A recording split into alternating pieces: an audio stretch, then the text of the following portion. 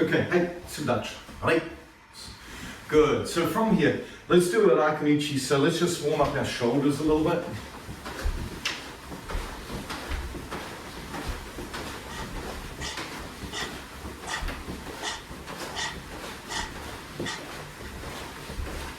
Other way.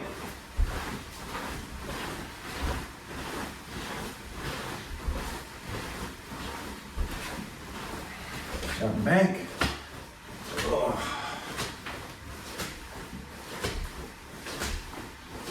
Out and in. Good, elbows. Other way. Other way. Other way. Switch. Other way. Good, other way. Other way. Good. Wrist.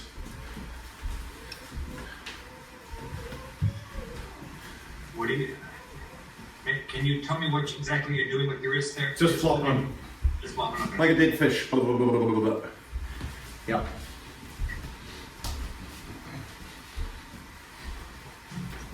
Good. So when you do these kinds of exercises, what you're doing here is there's a liquid in your joints called synovial fluid, right? So if you've ever deboned something, right, what you're looking at, if we peel away the flesh, the joints are actually covered in a capsule of tissue.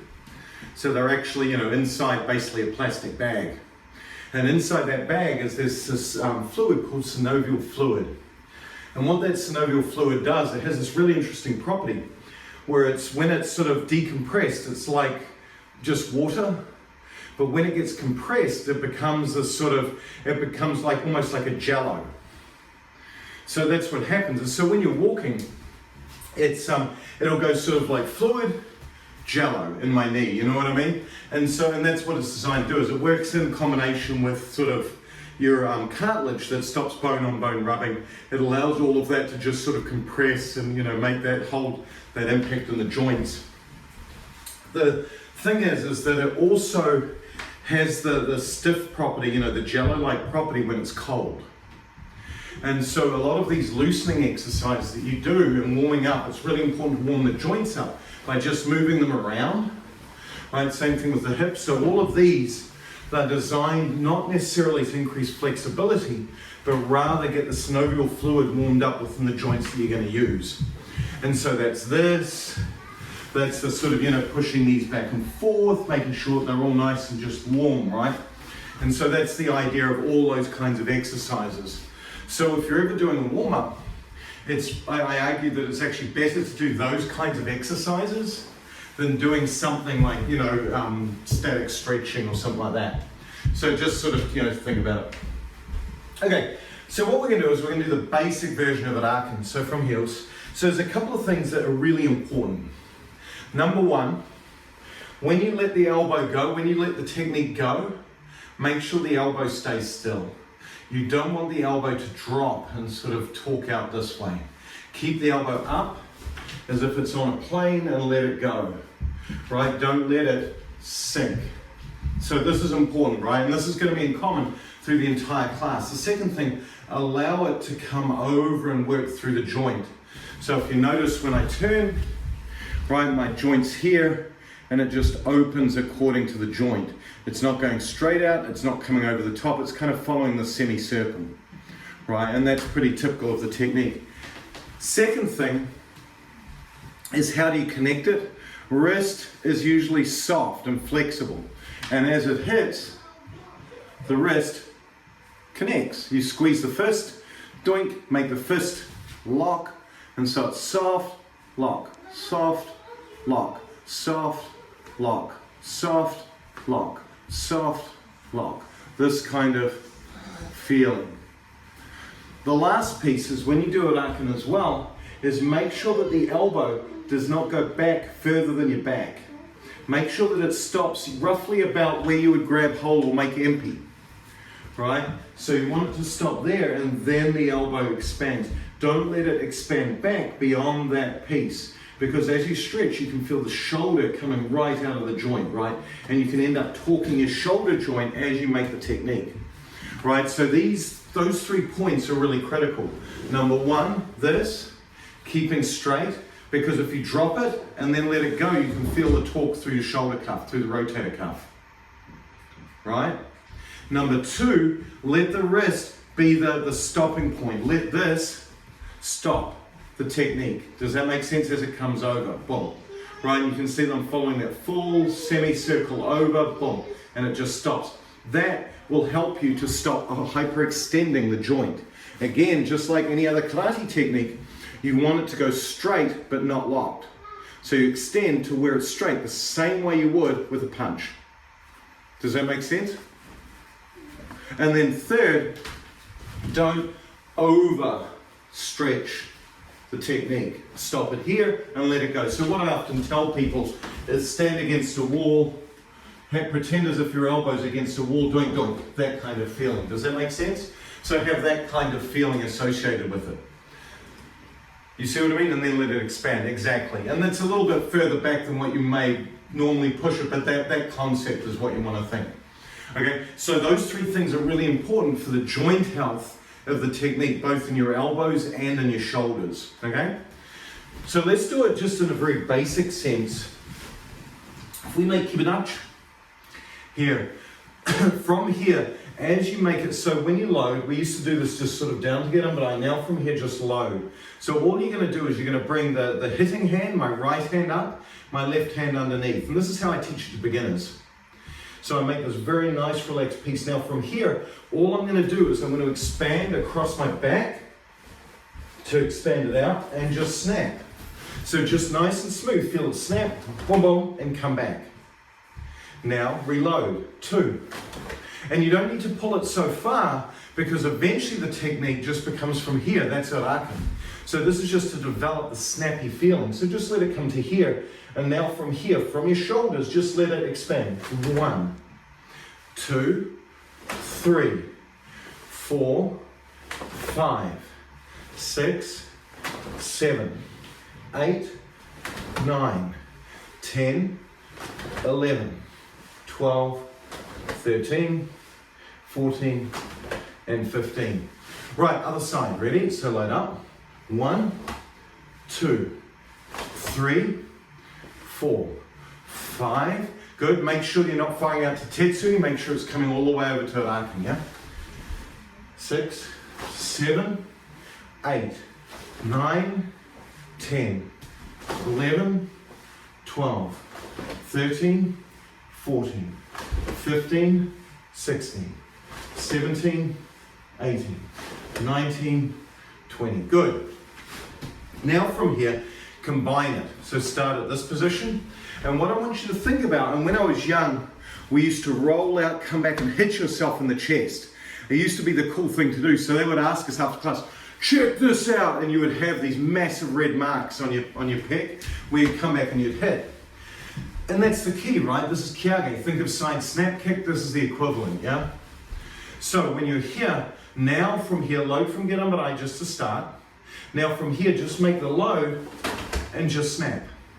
That's it. So you're using now this little bit of a pull and just letting it go. So it's a very relaxed action. Now from here, you're just going to pull and go. 2, 3, 4, 5, 6, 7, 8, 9, 10. Good, other side. 1, 2, 3, 4, 5, 6, 7, 8, 9, 10. Good. Okay, so again, watch that, watch that elbow, watch it wobbling, right? All those basic points I'm talking about, that's what you want to think about at this level, which is really level 1. From here, just for, is everything warm? Is your shoulders warm? Try it quick. So from here, ready? 1, 2, 3, 4, 5, 6, 7, 8, 9, 10. Other side. 1, 2, 3, 4, 5, 6, 7, 8, 9, 10. Good, and up. And relax. So you've got to have that arm action before you can add any other part. And you've got to protect your joints. Right, you can see it straight off the bat. If you've hyperextended, your bicep may hurt, your elbow may hurt. If you've hyperextended this way, you might find that your shoulder's starting to hurt. If you find that your elbow's dropping, you'll find sort of the back of your shoulder will hurt. You know, all of these things are all things to worry about because the technique comes out really fast and it's really uncontrolled. And the second piece is how you get that speed is being completely loose through the technique until the moment of impact, at which time you connect it and immediately let it go. Okay, so the second piece is now, think about how you breathe. So we're going to do the same position. And what I want you to do is the breath is, it's in, out. As soon as it connects, fast in. Like really fast, in. So for me, it's a sort of really quick. So let's just try 5 either side, just try a breath. Ich, ni, sam, shi, go. Good. And so you can see that that helps. The breathing may help you relax to connect that in. Try it the other side. Ready? Ich, ni, sam, shi, go, out, shi. Good, and relax. Good, so that gives you that sort of feeling.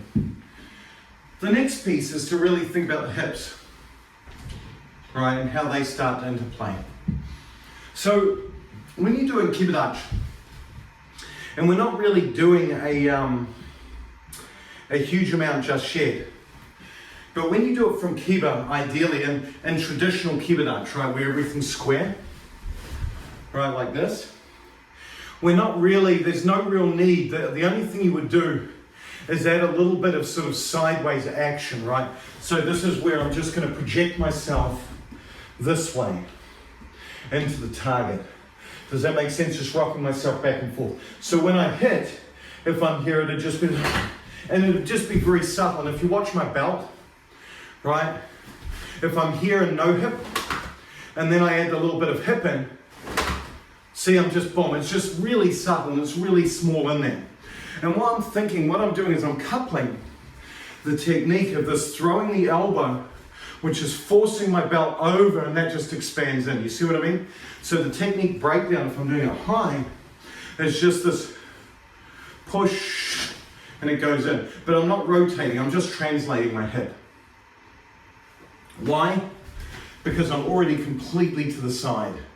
My body is already as close to you as it can possibly, without me stepping or moving, it's as close to you as I'm going to get, unless I translate it forward. Does that make sense? It's as close to Bob as it can be. Here to here, this distance is minimal. If my hip was rotated, now it's further back, there's room to move.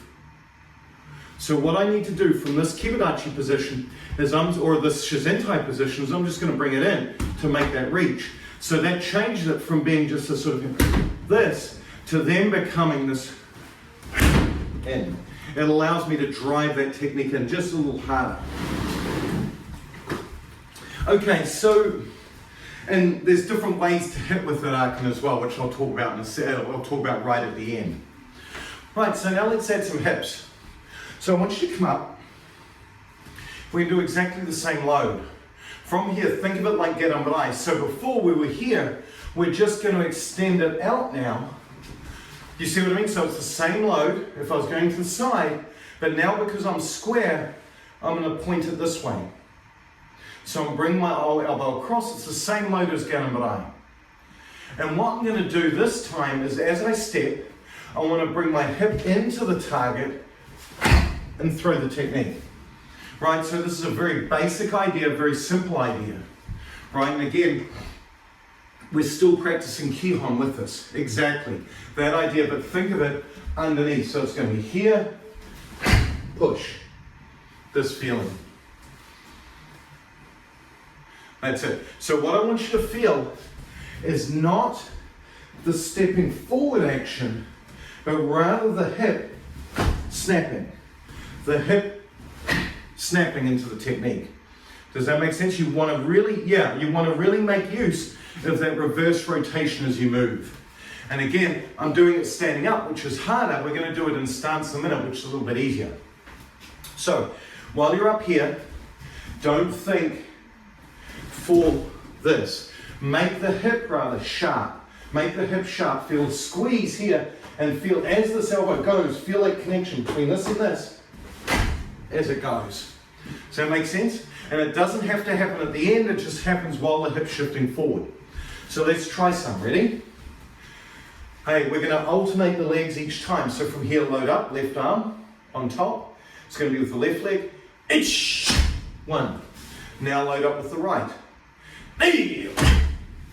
Good, load up. Remember all of the rules that we had. Elbow high, wrist soft, don't overthrow the technique.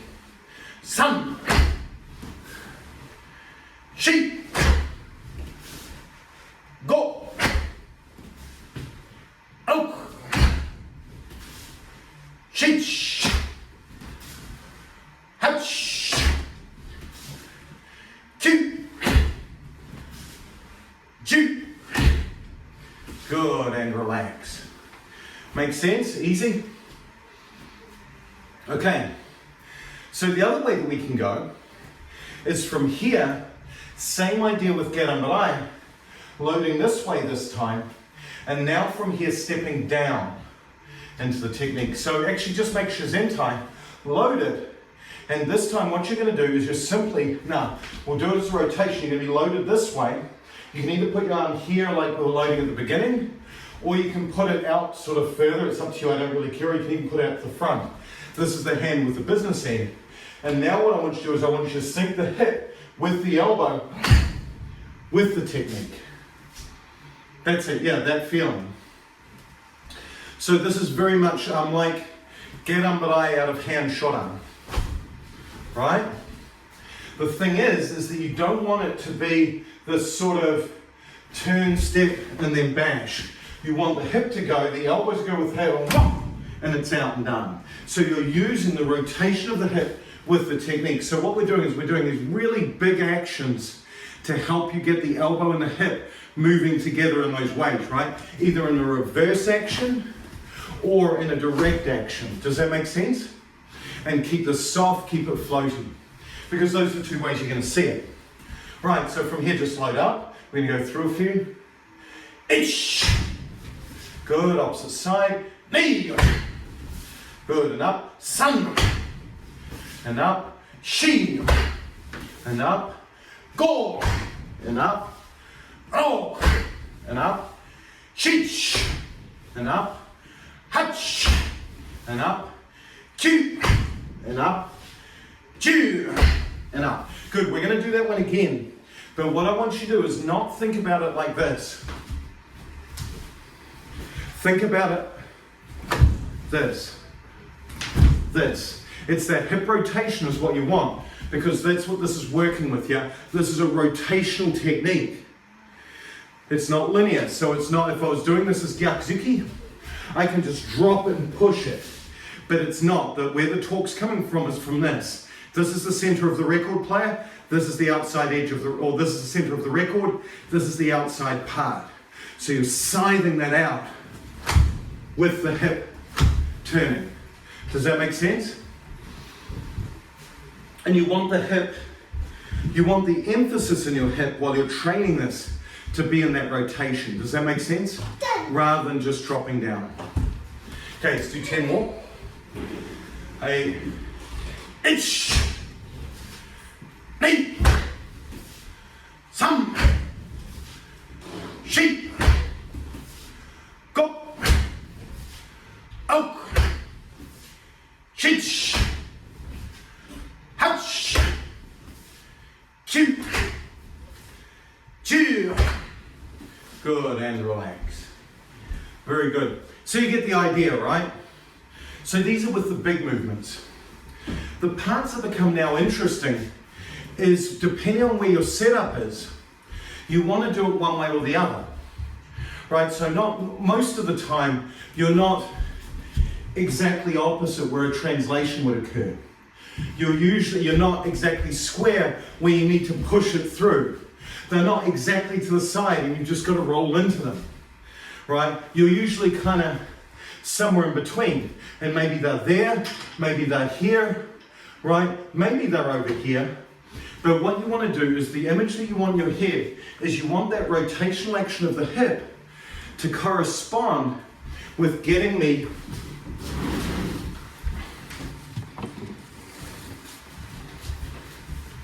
from far away from bob to just turning my hip to touching bob. Far away from bob to touching bob. You see what I mean? And so what you find is that the technique, the actual rotation you use in an Uraken is highly, highly, highly dependent on where you are relative to your opponent. So for example, if I'm this way, say hand sana, boom, I've just dropped my hip forward. My hip now is far away from bob. I want to bring it close to bob, so what I'm going to do is I'm simply going to turn my hip in to make the thing. That's exactly the same action as what we just did here. You might have another occasion where I'm in this position, I'm in that sort of half face. And what I want to do now is I want to hip bob, so all I'm going to do is I'm going to expand my hip forward. It's going to be that reverse hip action. Reverse it to hit him. Does that make sense? So it's working on those big actions and working them into smaller actions. So understand the feeling of the big and then work it smaller and smaller and smaller like everything else. If I find that holy crap, I'm right here and I want Uraken, then I'm just going to extend just in. And there's no rotation needed. You see what I mean? That's how that works. That's how you want to think of that. Right, is this idea of Uraken being sort of this sort of piece, this stepping stone up. So let's now try it in harmony. So you're going to be sort of, in the middle, a neutral. And this time, your opponent is right in front of you. What you're going to do is we're going to load it. We're still going to load it. I want you to pull it. And then as the elbow releases, let the hip go into the target, turning off. This is going to be your axis. Turn that into your target and snap. Here, there, here, push. And you see what I mean? I'm just using my hip to be here, load it, turn my hip in, and hit at the same time. Does that make sense? And this movement is exactly the same as the linear technique, Kazamazuki. There's no difference between the hip. You see what I mean? Kind of clever, right? There's that slight rotation. So let's just try it. We're going to do it full load and then expand it in. So load it, then 2, then reload, 2, then reload, 3. And if you're sort of quick, you can just expand the hip and back, expand the hip and back, expand the hip and back. You see what I mean? I'm just bouncing in and out of it. So I'm just creating a tension, relax, tension, relax, tension, relax. Reality, of course, it can be here, tension, then goes to the next technique. You know what I mean? It becomes smooth. So, here, ich, ni, sam. Now remember the rules. Don't hyperextend your shoulder, don't drop your elbow. So my elbow from here, we're loaded all nice, yeah? So there's no reason to be expanding back. There's no reason to be dropping the elbow, all of those things.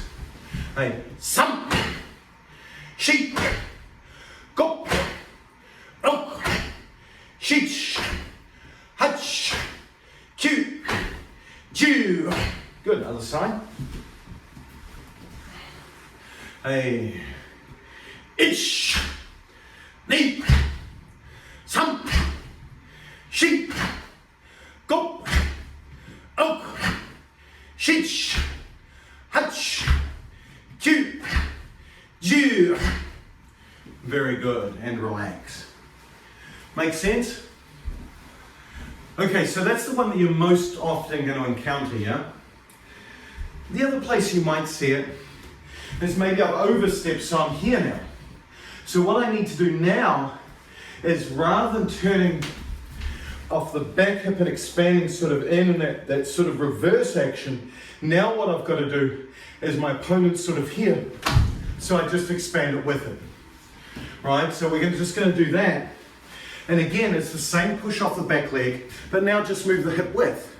So rather than it being sort of here working opposite, now allow to work with the technique. Yeah.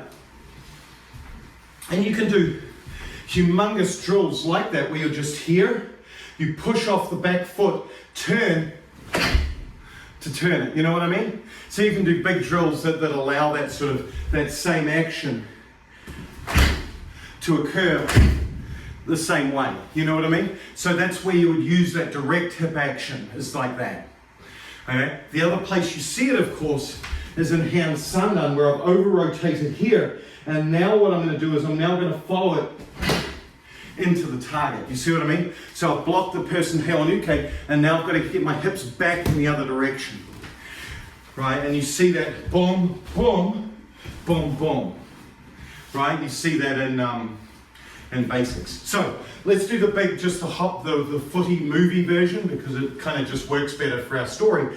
But notice the movement's smaller. So from here, load it. Hey, itch, and then straight back. Knee, and then back. Some, back. Make sure you're not hyperextending the shoulder or the arms. Make sure all of those rules have to be in place. She, go, up, shich, hutch, two, ju. Good, other side. Load it up. Itch, knee, some, sheep, go, oak, sheech, hutch, two, ju. Good, and relax. So you see, it's critical to understand how it's all about just getting your center towards the target, right? Those hip turns, those fancy little hip turns that are in there, are all just designed the same way that a reverse punch gets your hips close from your center to the target. All those hip turns are designed to do the same thing. Does that make sense? And that's what you're doing, it's just smaller. So the last one we're going to do is in kibadachi, but we're going to do it out of hand sandan. But what I want you to do this time, instead of doing the classic over the top, just from here, we're just going to load it. You're going to come around and empty this way, so your hips are going to be in that sort of shormany kind of position. Then from here now, just expand it in. And so it's a much more subtle, see what I mean? There's no big movement this time, it's just a turn of the hip.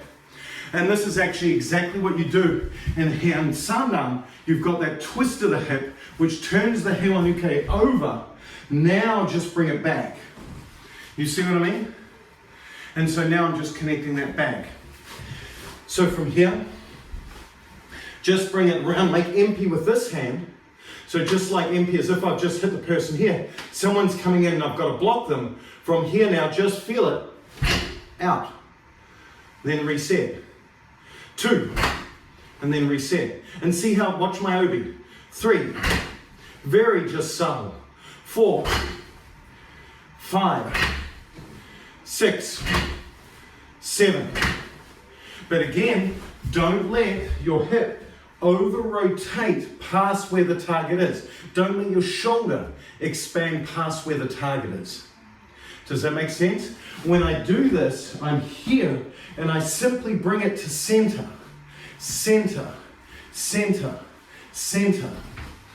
Okay? A few more. Sheep. Go. Hello. Good, other side. Put the end in. Itch. Knee. Some. Sheep. Go. Good, and relax. Fairly simple? Right, so the next piece that comes in, once you understand it from a loaded position, at the end of the day, when you use this in kumite, once you understand how the hip and the elbow work together, whether it's in a reverse action or a direct action, and how that works with the snapping of the technique, what you do then is you then go to the understanding that my hands would never be here. They would probably never be in this position. So, and you don't need this full expansion back. Just like in Kazamazuki, you learn Kazamazuki like so, but eventually it just becomes this in, and this hand's still sitting right here. Uraken's the same way. You want it to come from that extreme sort of neutral kind of position. And what you're looking for here is this idea that it's just simply going to be here, and my elbow simply comes up and my hip extends into the target, and it just makes the connection. There. Boom. And it's, when you think about it with Bob, all I have to do is I don't need to wind it back and smack him like so. I just have to get it from hitting him in square in the chin to hitting them on the side of his face. You see what I mean? So the elbow comes up, the forearm's going to be bent, and you use that same push that you were using before to straighten the arm. You see what I mean? And couple that with the hip.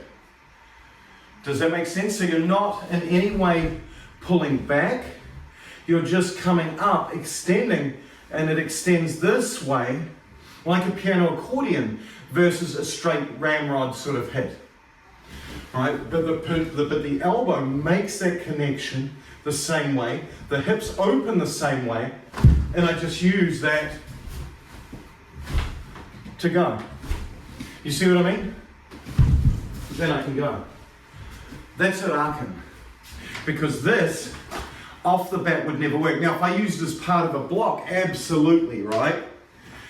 So if I'm using this to pan and then coming straight back out on top, that makes sense, right? So you could think of a drill which is like Gyakuzuki, boom, and Gyakuzuki and Uraken Uchi, you know what I mean? You could think of something like that where the basic would work. But if you're doing this off the bat, you want something like Kazami, but you want it something different, then Uraken has to go the same way. Does that make sense? And that gives you that option. But it's understanding the hip and the elbow, how they move either opposite, right, or move together within the technique, and how that works with the elbow pointing and the arm extending. You've got to get that timing first, which is why we did them big, and notice we're working it smaller and smaller. So let's try. Just a few from here. So again, you want to get out of the habit of this. Just let the Uraken, almost like a Kazami. Kazami goes straight in. Uraken, you see what I see? It's just really subtle at the end. It's really small. So from here, think elbow is the way I think about it. Think elbow and hip. Ich, ni, sam, shi, go, ok, shich, hach, kyu, ju. Good, switch. Ich, ni. And if you're ever bored, just hit a target. Sam, shi, go, ok, shich, hach. Good, and relax. So does that help? That answers the question, right? So now what you've got to remember is that there's different ways that you can do Uraken Uchi. There's a snapping version. So there's a kyage version, a light version, which is just a snap, which is what we've thought about all the time. There's a kikomi version, and then there's an ate version, right? So you want to think about those with relative hip position. So what you find, generally, if I'm doing Uraken, I'll hit Bob with these. There's Bob's man chest here. If I'm doing Uraken, I'm thinking of it as a snapping kind of technique. What I'll often do is I'll have it as reverse rotation because that's easier for me to relax out of. I can technically do it out of any because what I'm thinking about is I'm thinking about that snap back. And so watch the way that Bob sort of reacts.